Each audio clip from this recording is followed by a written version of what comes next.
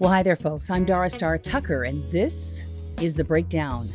I want to thank you all for joining me today as we're taking in so much monumental news. It seems like things are moving a million miles an hour these days, but I'm happy to be traversing these rocky waters with you all. I want to let you know where you can find me and connect with me online. Firstly, if you're not following the KJLH Instagram page, I would highly recommend that you do that. You can find them at Radio Free KJLH on Instagram, and you can find my personal page at Dara Tucker B. That's on Instagram. On all other platforms, you can find me at Dara Star Tucker. That's Dara with one R and Star with two. I'm on TikTok, YouTube, Facebook, and I'm posting a lot more on Threads these days. If you want to hear my up-to-the-minute thoughts during this election season, I would highly recommend that you follow me over there on Threads.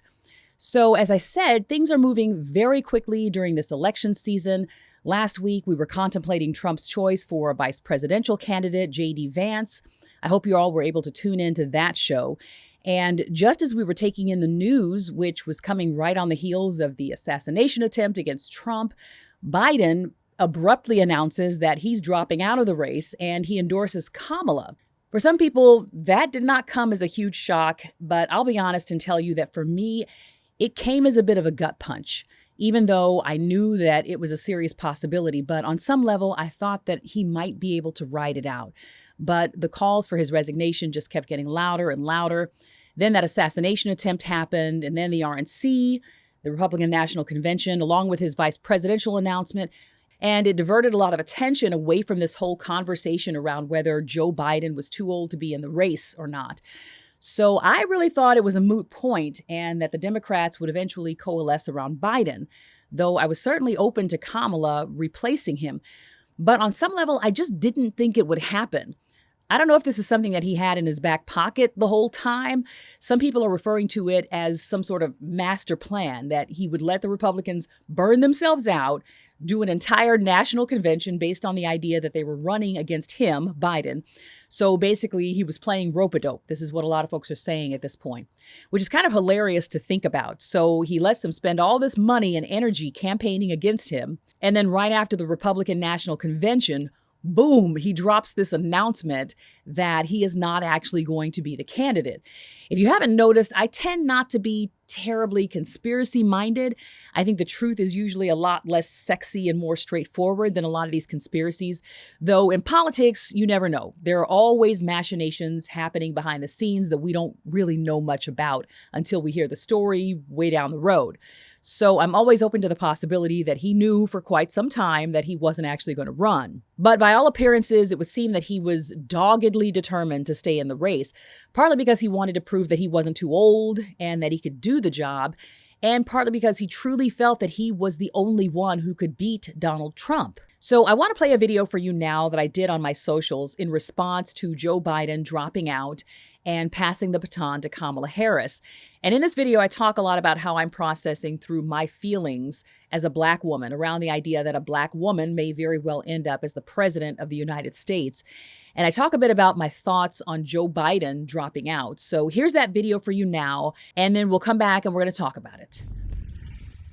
So it's very interesting to be a Black woman contemplating the possibility and the likelihood of a Black woman being the nominee of a major party for president of the United States and being now within a stone's throw of the presidency, like there being a very high likelihood that we could have a Black woman or a woman of color as the president of the United States. I don't think I was truly prepared, and I don't think a lot of people were prepared for how much we all needed this sigh of relief. I don't think we were prepared for how much we needed Joe Biden to step aside and allow Kamala to lead right now. The people who were concerned about it, and to be honest, there were a lot of us who were really concerned as to whether or not this country was ready for this moment. And I think it's just been overwhelming for a lot of us to see the response and the unity of the Democratic Party. It's been really interesting to see just how enthusiastic and how relieved we all are that we now have an option that we can get enthused about and we can get behind and support. Of course, no option is perfect, and we know that. and she will come under her scrutiny, and she's certainly not the savior for the ages or anything like that. No one has that expectation, but I don't think a lot of us were really ready for how much we needed this and were ready for this. My second observation is I wonder how this is impacting Joe Biden, Joseph Robinette Biden. I feel like Joe Biden is one of those rare politicians who truly is service minded. I don't think he was trying to stay in the race necessarily for selfish reasons. I think we're all capable of having that selfishness and, of course, that dogged determination to prove to everyone that you can do the thing that they don't think you can do. But I think Joe Biden truly felt like he was the only person who could beat Trump. And he had said that many times, I am the only person who has beat him. He had had aspirations to the presidency for a long time. He had run previously, and then he was thwarted in 2008 by the rock star Barack Obama. He ended up being his vice president, of course. And then when those two terms were over, then it was Hillary's time because her aspirations had been thwarted by Barack Obama as well. So it's kind of sad to me that by the time it was his turn, he really had aged out of it and could not even complete the second term in office. But I wonder how seeing this groundswell of support for Kamala and seeing these new poll numbers showing her leading against Trump, I wonder how that is impacting Joe Biden, who thought that he was the only one who could beat Donald Trump. And then the third thing I want to say is that it was incredibly prescient of Gerald Ford.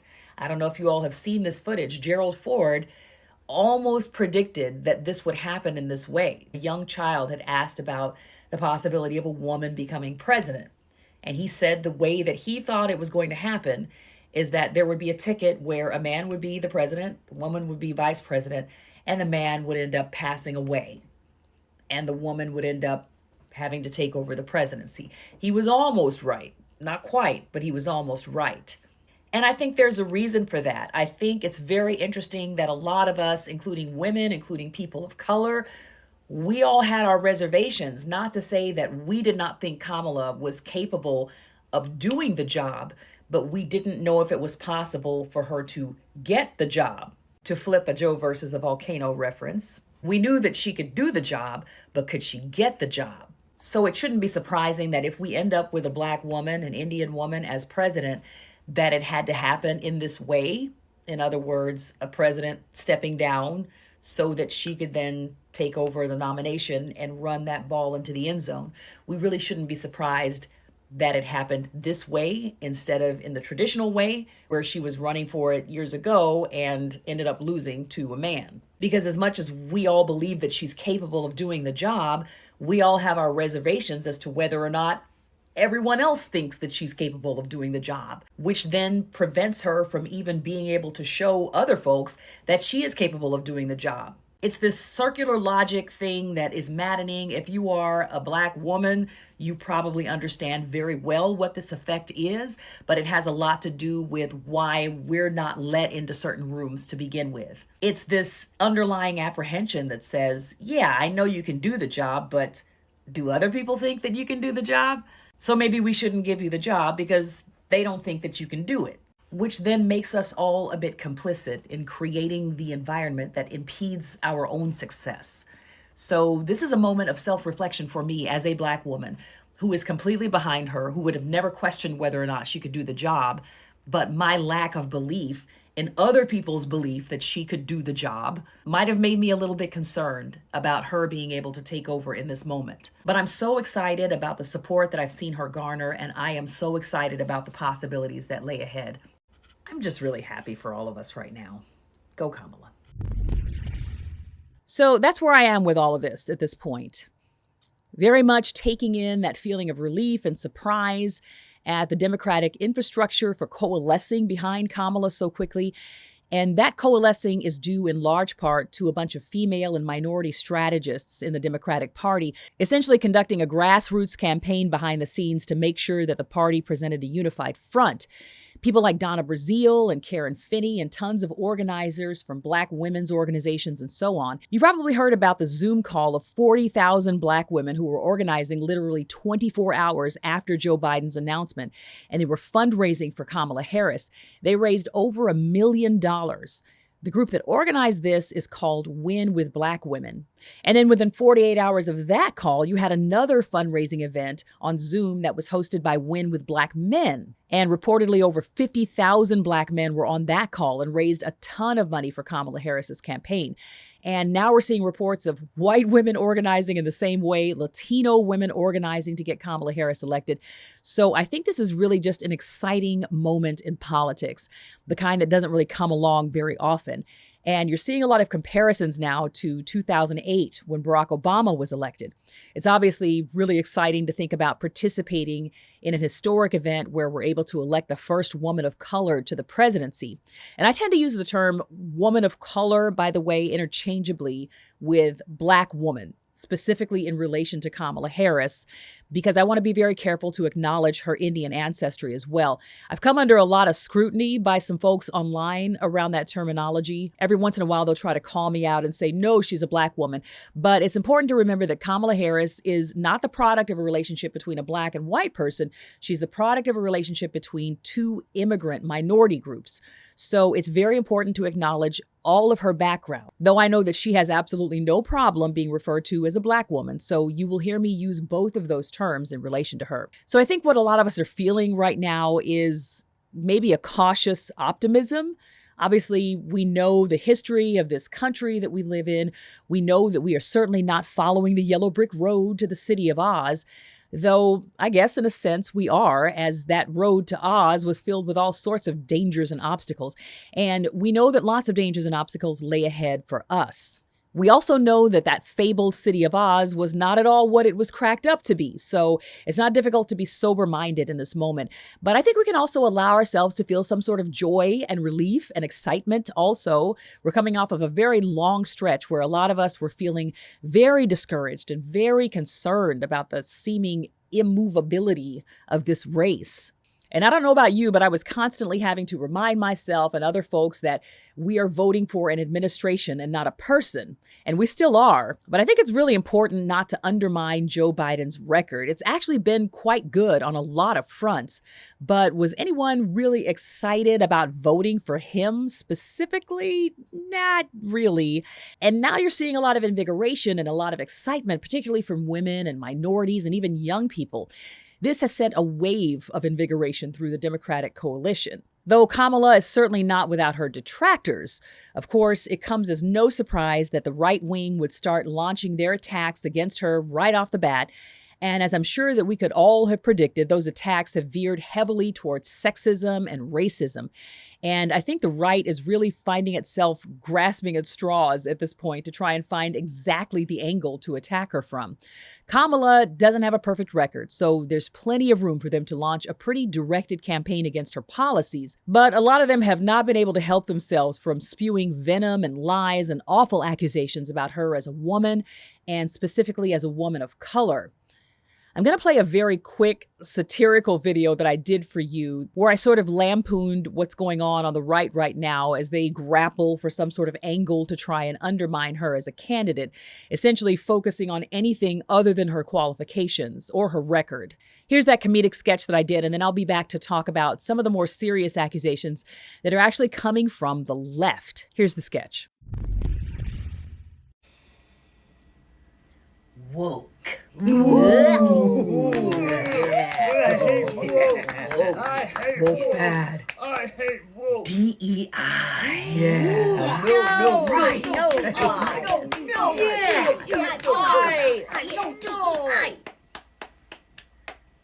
Woman. Ooh. Yucky woman. Yucky woman. Bad. Woman bad. Brown.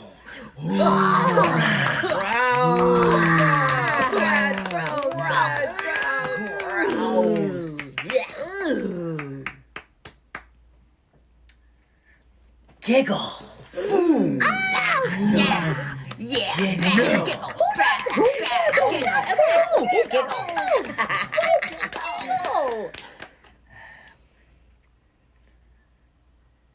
Pantsuit? Yeah, What? no, Huh? What? okay. What did you say? What? Okay. What? Okay. Crazy. Yeah. Totally crazy.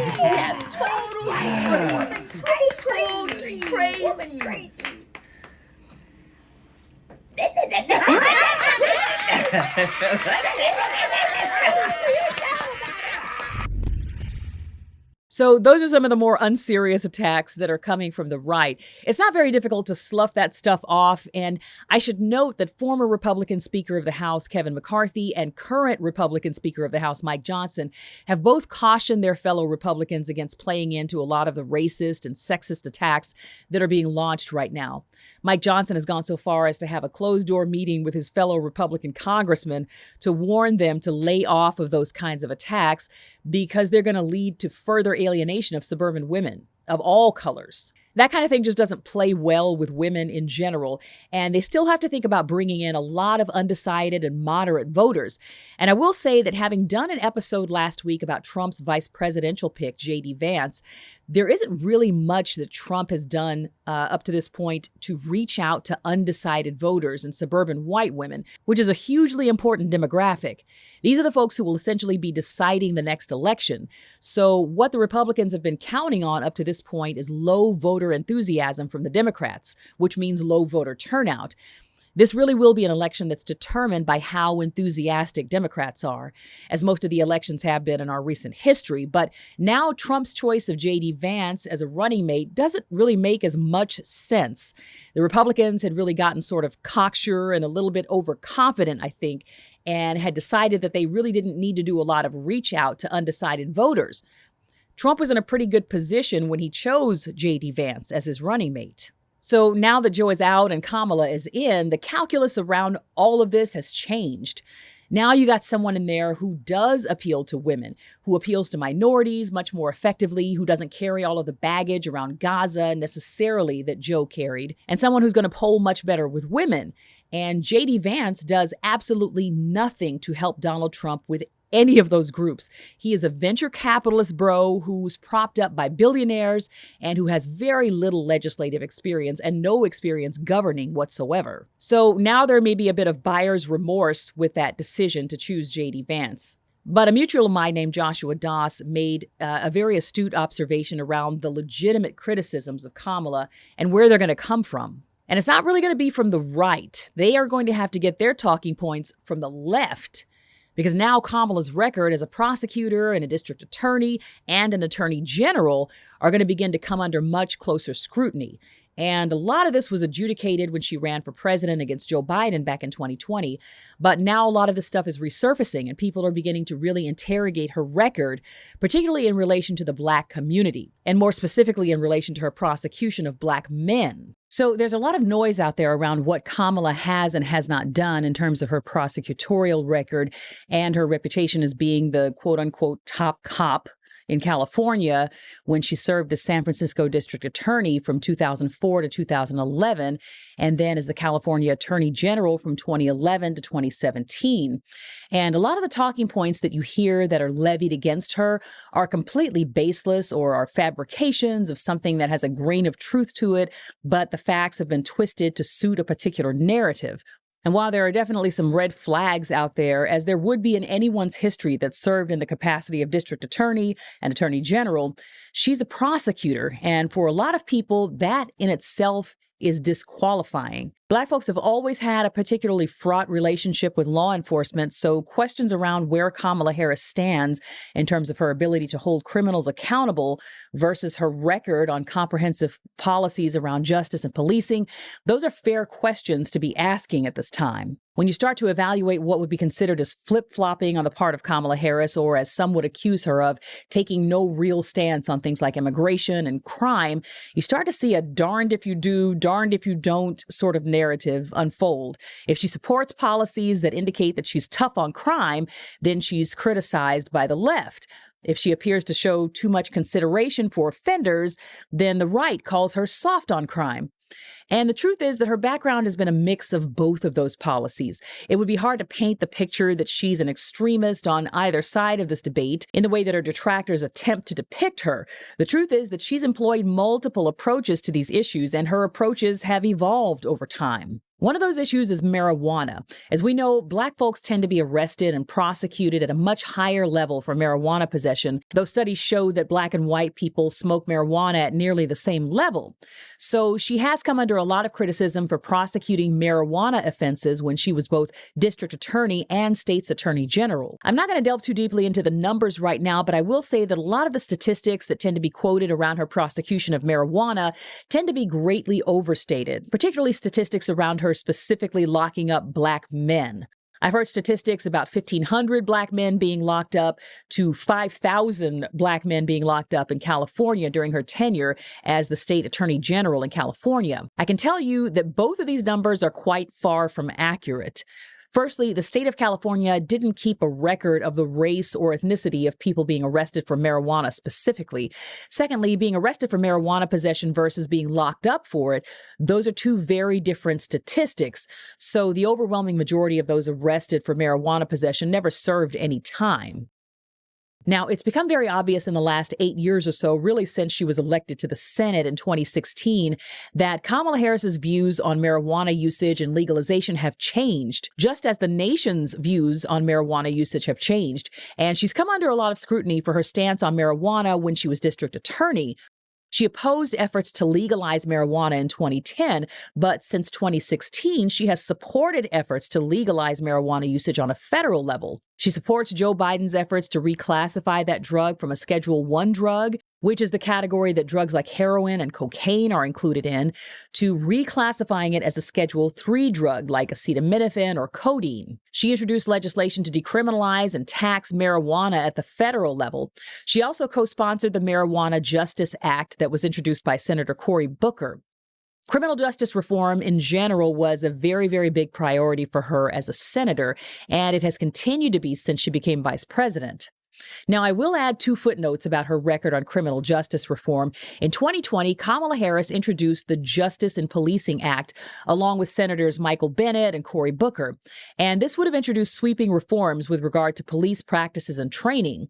If that bill had passed, it would have shifted police conduct from a willfulness standard to a reckless standard. It would have eliminated qualified immunity, meaning law enforcement officers would no longer be shielded from being held legally liable for violating a person's constitutional rights. It would have granted the Department of Justice Civil Rights Division subpoena power to conduct investigations.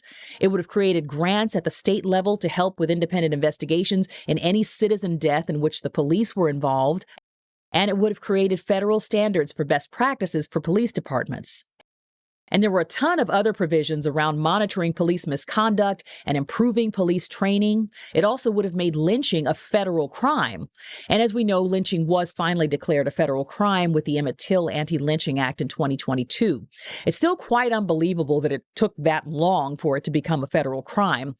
But I think it's also very important to note that the National Association of Police Organizations just endorsed Donald Trump. So if you're wondering which candidate law enforcement itself considers to be its best ally, you really have to look no further than the organization that is set up to advocate for law enforcement. I think that's quite telling. Now, there's one final informational piece that I want to share with you all that I did for my social media audience on what I'm seeing as the big picture issue around a lot of the opposition that Kamala is facing right now.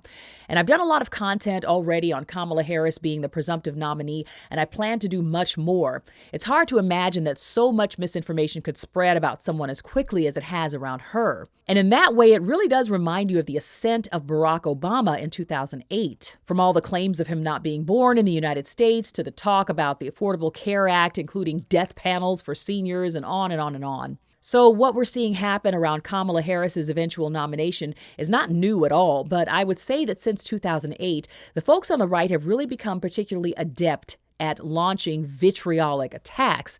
And unfortunately, they do not have a leader that provides them with any sort of guardrail around what is acceptable versus what's below the belt. I'm sure we all remember the moment when a woman stood up at a John McCain rally claiming that Barack Obama was a Muslim terrorist. John McCain interrupted her and he took the microphone away from her. And he immediately rebuked her for that. He said, no, he is not Muslim, and he is not a terrorist either. He said, I disagree with him on a lot of politics, but he's a good man. And of course, it's important to note that being a Muslim and being a good man are not mutually exclusive. But obviously, what John McCain was correcting was the part about him being a terrorist. So there were folks waiting to wild out at that time, but the only thing that was really restraining them was the fact that McCain was not willing to go there with them. Unfortunately, those constraints don't exist now. The head of the Republican Party, Donald Trump, is ground zero for a lot of the vicious and vitriolic attacks that are being launched against Kamala Harris right now. We're seeing all sorts of memes and derogatory sayings, and we're hearing so much disinformation being spread. I think it's going to be important to really understand who it is that we're dealing with at this time. If we get too distracted playing whack-a-mole with all the ridiculous rumors and innuendo and accusations, we won't be fully prepared for the fight that's ahead of us. So I'm going to play you one final video that I did around this topic. It's about learning to understand what this fight is that we're really engaged in and who we are dealing with in this moment. So take a listen and I'll be back with some closing thoughts. So I want to remind us all of something as we're gearing up for what is sure to be a very eventful election season. If you are someone who fights for the marginalized, if you yourself are a part of a marginalized group, understand that there are a lot of folks, not everyone, but there are a lot of folks on the right now in this country who do not see you as a legitimate American. Now, this is not a tenet of republicanism or conservatism. I'm speaking specifically about Trumpism, about the MAGA movement and the authoritarian wing of that party. A lot of those folks have pretty much given up on democracy. They are not fighting the same battle that we are fighting. I'm talking about folks like Steve Bannon, who is currently serving a sentence for contempt of Congress. He's one of Trump's closest allies and his closest advisors. He has a podcast called The War Room, and a lot of this combative language, a lot of this dystopian language that you hear Trump weave into his speeches. I am your warrior. I am your justice. And for those who have been wronged and betrayed, I am your retribution. I am your retribution. That is because of Steve Bannon's influence. Are we at war? Is this a political war to the knife? Are you prepared to leave it all on the battlefield in 2024? There are folks like that who are whipping up a warlike mentality in the hearts and minds of the people who are listening to them. And again, this is not everyone on the right, but this mentality is becoming more and more common to the point that they consider a lot of us to be enemy combatants. They're poisoning the blood of our country. That's what they've done. They consider themselves to be engaged in warfare. And for them, you are no different than someone that they would encounter on the battlefield in some foreign war that they're fighting. So they have no qualms about using the tools of war against you. They're going to use confusion. They're going to use manipulation. They're going to use propaganda. I often refer to these people as agents of chaos, and that's exactly what they intend to be. It's very intentional on their part. As long as they can keep you confused, as long as they can keep you on the defensive, as long as they can keep you responding to what they're doing, then you don't have time to organize. You don't have time to strategize. You don't have time to think. You're constantly staying in defense mode, responding to something that they have initiated. This is the battleground mentality that a lot of them have. These are not the politics of old. This is not conservative versus liberal, Democrat versus Republican. As I said, these people are not really that interested in democracy. They're interested in total control. And if we continue to treat them like people who are just trying to achieve democracy in a different way than we are, then we're not understanding the battle that is being waged on their end. We don't understand that they're engaging in a shock and awe campaign against us, fellow citizens. We don't understand when we're encountering disinformation campaigns, when they're intentionally turning us against each other. We have to constantly be on the lookout for these strategies of warfare, because I assure you, that is the fight in which they are engaged. Now, that doesn't mean we have to stoop to their way of thinking, but we do have to understand what it is that we're up against. And we have to understand that there are a lot of folks on the right who are being swept up in this. They are victims as well. This is a moneyed operation. It is very sophisticated and it is relentless. But we have what it takes to overcome this. I assure you, we do. Let's stay on our guard, and you make sure your voter registration is in order. So that's it. Understand what we're up against and do not allow yourself to be distracted from the task at hand. I think the majority of us are understanding the assignment at this point. We are invigorated, we're enthused, and we are ready to run this ball down the end zone. I think I speak for a lot of folks when I say that it's a relief to feel that you really have the wind at your back. I'm going to be doing my best to support the efforts to put Kamala and whomever her running mate will be in office, and to avoid the absolute travesty that another Trump administration would represent, this time with Project 2025 in his briefcase. I just don't have the stomach for another go-round. I truly do not. I don't know about you, but I am ready for something different. And as I've reminded you all every week, go to vote.org/Dara to check your voter registration. Don't just assume that everything is in order. Check and double check, because voter rolls are being purged regularly. Check your voter registration and call a couple of family members and friends and encourage them to do the same. You can find that link in my bio on my social media pages. And remember to follow the KJLH Instagram page to stay plugged in with what's going on here at the station. Follow me on my personal Instagram page as well, Dara Tucker B, to hear my ongoing commentary around this year's election. And find me at Dara Star Tucker on all other platforms. Thank you so much for joining me this week. Let's keep running this race with patience and determination. I'm Dara Star Tucker. I look forward to seeing you all next week for another episode of The Breakdown. Until then, let's learn to shout.